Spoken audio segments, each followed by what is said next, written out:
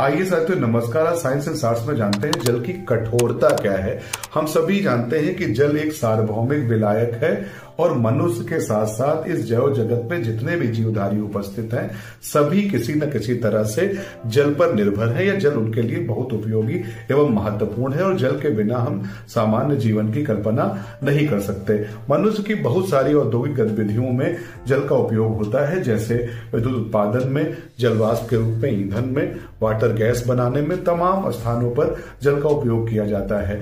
लेकिन एक विशिष्ट प्रकार का जल होता है जिसे हम कठोर जल कहते हैं। कठोर जल का संबंध जल के भौतिक स्वरूप से नहीं है।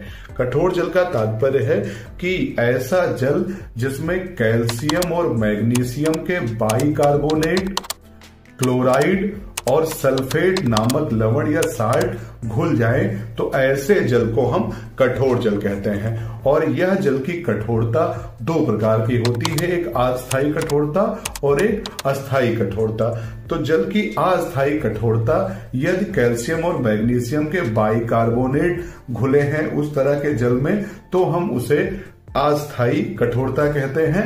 और यदि कैल्शियम और मैग्नीशियम के क्लोराइड और सल्फेट नामक साल्ट घुले हैं, लवण घुले हैं, तो ऐसे जल को अस्थायी रूप से कठोर कहते हैं। और ऐसा जल जिनमें इस तरह के साल्ट या लवण नहीं घुले होते उन्हें मृदु जल कहा जाता है। और कठोर जल साबुन के साथ कम झाग देते हैं। हम सभी जानते हैं साबुन जो है उच्च वसीय अम्लों के सोडियम और पोटेशियम लवण होते हैं, साल्ट होते हैं। जब इनको जल में घोला जाता है तो ये साल्ट आयनित हो जाते हैं। लेकिन यदि ये साबुन कठोर जल में घोले जाते हैं तो कठोर जल में पहले से कैल्शियम और मैग्नीशियम के बाइकार्बोनेट, क्लोराइड और सल्फेट घुले होते हैं जो इन साबुन के अणुओं के साथ क्रिया करके इन्हें अवक्षेपित कर देते हैं और साबुन पर्याप्त झाग नहीं देता। इसके अतिरिक्त यदि बर्तन में, किन्हीं पात्रों में ऐसा कठोर जल गर्म किया जाता है तो जल जब पूर्ण रूप से वाष्पित हो जाता है तो पात्र की आंतरिक भित्ति में ये लवण या ये साल्ट एक परत बना लेते हैं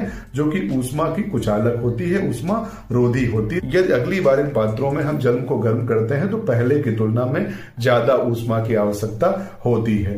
यही कारण है कि इस तरह के जल को बॉयलरों में या अन्य औद्योगिक गतिविधियों में प्रयोग करने से पहले हमें इनकी कठोरता दूर करनी होती है। और जल की कठोरता दूर करने की कई विधियां हैं जिनमें अस्थायी कठोरता दूर करने के लिए सामान्यतया जल को उबाल देने से ही उनके बाइकार्बोनेट कार्बन में बदलकर अवक्षेपित हो जाते हैं और जल मृदु बन जाता है।